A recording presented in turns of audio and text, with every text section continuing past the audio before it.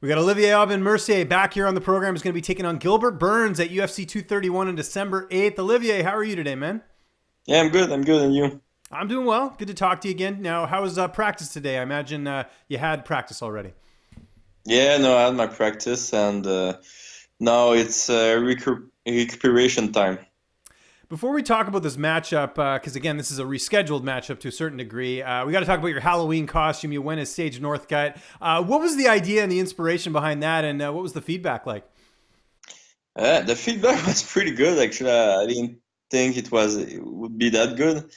I went to the dollar store. I bought a wig, like a wig for little girls, and I cut the hair and everything, and I put it on. And worked pretty well, but it was not possible for me to go outside since the wig just broke out maybe a minute after I took the picture. Um, but yeah, the reaction of Sage was pretty awesome too. He just answered like, "Oh, that's funny!" Ha ha ha ha ha. I'm like, "Yes, yes, Sage." I think that's the best part is like you could totally imagine him saying it exactly like that when he was Yeah, responding, right? exactly.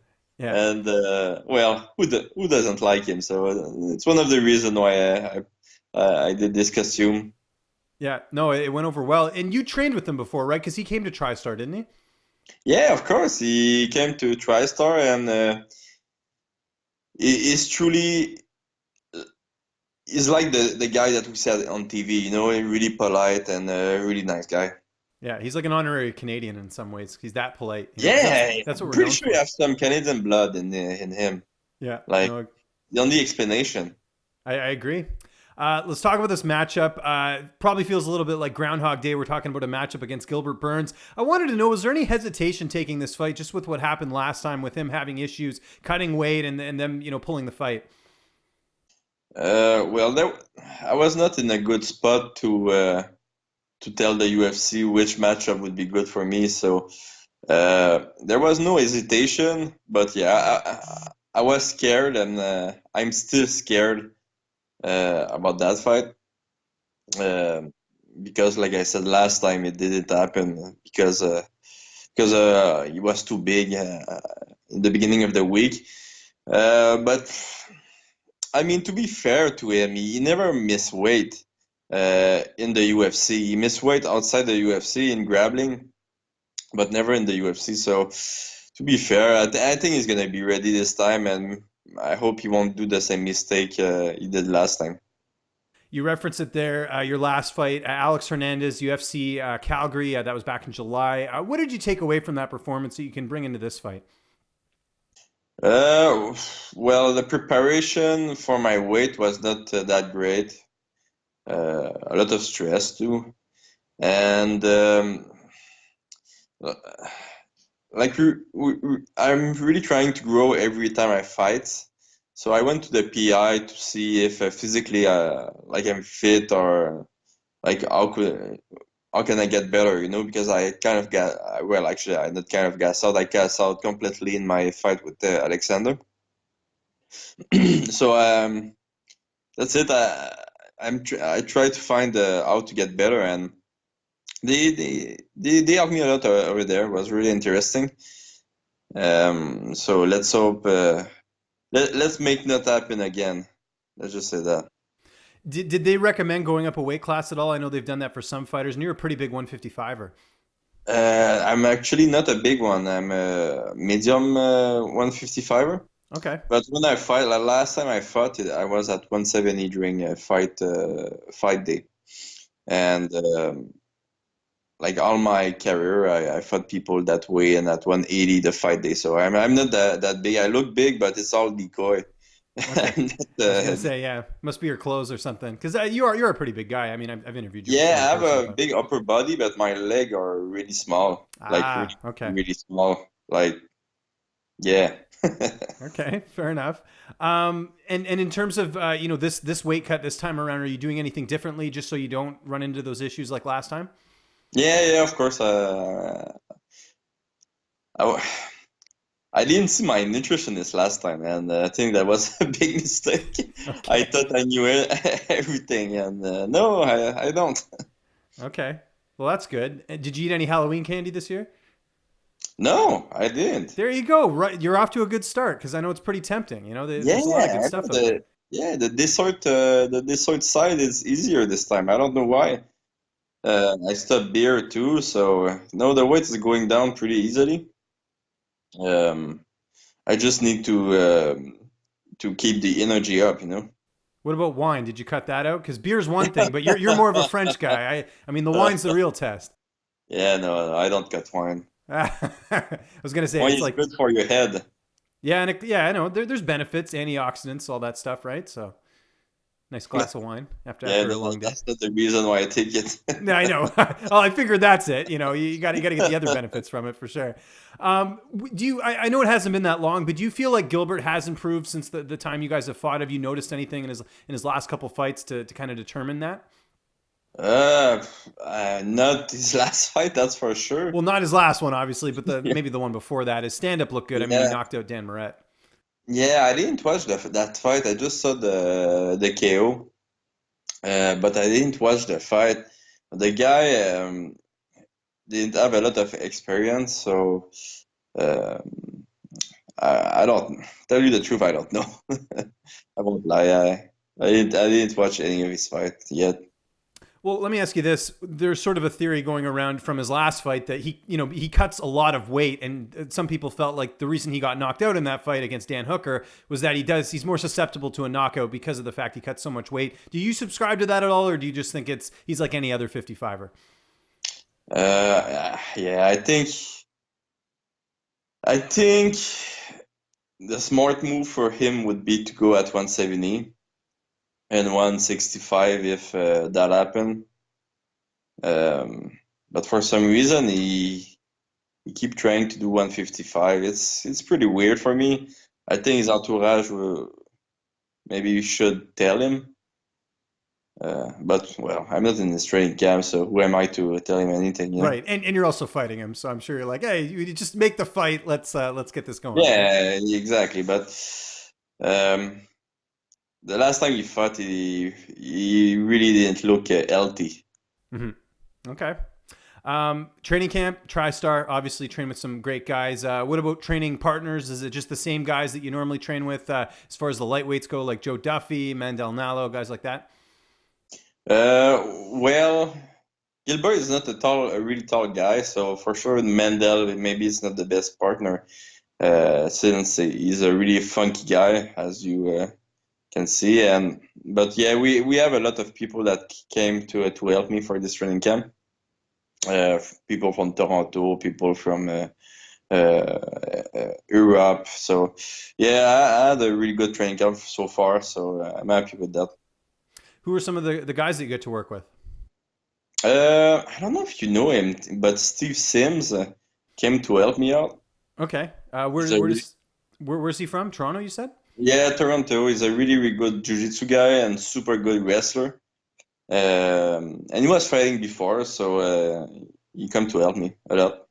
And he have the same style and the same body as Gilbert, so he helped me the first time I was supposed to fight Gilbert, and he's helping me now. I just realized this is the first time we've talked since Mandel beat Carrington Banks, and Mandel was a Yeah, nut underdog on that fight. Did you win any money on that fight? Because I was yeah, really I won a surprised to lot. see that. Yeah, you did. Yeah, of course I won my money on that fight. It was the best investment. Well, what's funny about that too is Aaron Bronstetter, who I know you've done interviews with him. He tweeted the line out and was basically like, I don't know why the line's so high, and I noticed people hit the line after that. So I think he had some influence because it was a lot higher heading into the fight. It was almost like I think at one point he was almost like plus 250 or something heading into the fight. Yeah, I think I got it at 1 plus 250, and me and some friend put a lot of money on this, and actually the it was going down because of that. But yeah, if you knew Maldonado, that was like a really easy bet to make, you know. Yeah, no, I agree The, with the guy that. was tough. The guy was fighting was really, really tough. But I mean, I saw Mendel like beat up pretty much everybody at the gym, you know. Yeah, no, I know. He's like the secret weapon. I mean, we've talked about him a lot, and I think people at TriStar obviously know his talent level. It's just he doesn't fight that much because for whatever reason, Bellator doesn't give him a lot of fights. So I think that's part of it. But I think that was a fight that kind of gave people an idea of, hey, look, we've got a really talented guy in our lightweight division. Yeah, and he brings something new in his persona. And so I think it's going to be really interesting to see him in the next 2 years. Um I I think he's going to be champion. I think so too. Who's going to be in your corner for this fight? Ferraz, well, obviously, my coach Richard Ho and my striking coach Lévi Labrie. So this time team I have for 4 fights now. Yeah, You going to have your five. body? Are you having your bodyguards with you this time, like you did at Media Day in Calgary? Yeah, we're gonna see. Why not? I think they could be useful this time. They could, yeah, they could. I mean, they could help you Check carry out if stuff. Gilbert is on weight and anything, you know. Exactly, yeah, they could do a bunch of different things. I think that Yeah, works those out well. guys are like spy. They like really Canadian spy. So they're really good training. Yeah, no, they were a nice addition to Media Day. How do you see this fight playing out on December 8th? I never know how to answer that question. I don't know. I guess I'm ready for anything. So I think it's gonna be a really intense first round, really intense second round, and I think it's gonna play in the first 2 rounds. Big news this past week. They're cutting the flyweight division for the UFC. Just your reaction when you heard that? Um, Actually, when I heard about Demetrius Johnson going at ONE FC, I thought it was such a smart move since e-game it's really big in Asia. So I wasn't surprised when I saw that ONE FC gonna try to put the e-game in the mix. Um, but I heard rumor a long time ago about the 25 division, so I was not surprised. I think it's sad, but I'm not surprised. Okay. If you could get someone traded to the UFC, who would you like to see in the octagon? Because we just saw the Ben Askren Demetrius trade. Who would you like to see come back to the UFC? Um, Mendel would be good. Pico would be good, and the 155 in Bellator. What's his name? The champion. Is he champion anymore? No, Chandler. he's not actually. A lot of people get that confused. Brent Primus is the champion, but I know who you're talking about. Michael Chandler is the one you're Yeah, referring to. exactly. Yeah, it would be good too. It would Yeah. be interesting.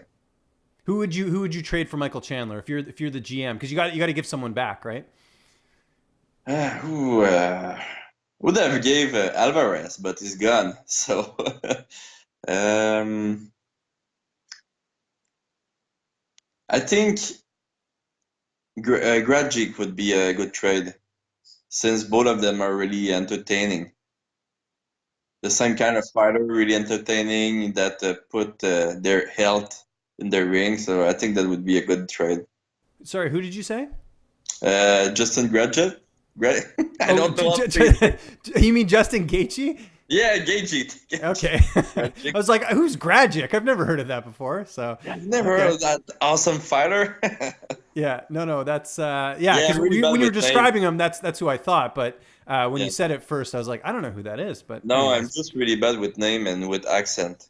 No, that's all good. What's next for you after this fight? You go out there, you get back on the winning track. I mean, you've had some good. I mean, overall this year, it's been a pretty good year for you. Yeah, it has been a pretty good 2 year and a half, I would say. For win in a row, one loss.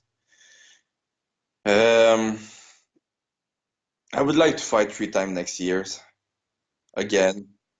Finish my contract, fight again, renegotiate, and get back at it. Um, and I would like to get a sponsor from A&W.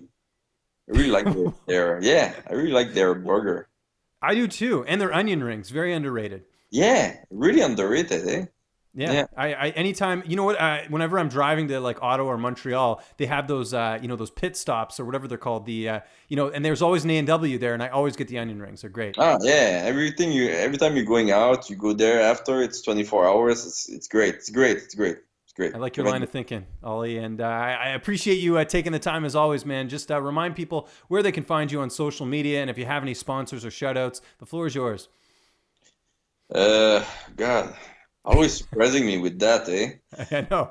Yeah, I'm just gonna say my sponsor. So thank you to Reebok, Jucado, Nutrition Fit Plus, XPN, and I missed one, Joe Beef. If people want to see me on Instagram, just yeah, do the work. I won't do the work for you.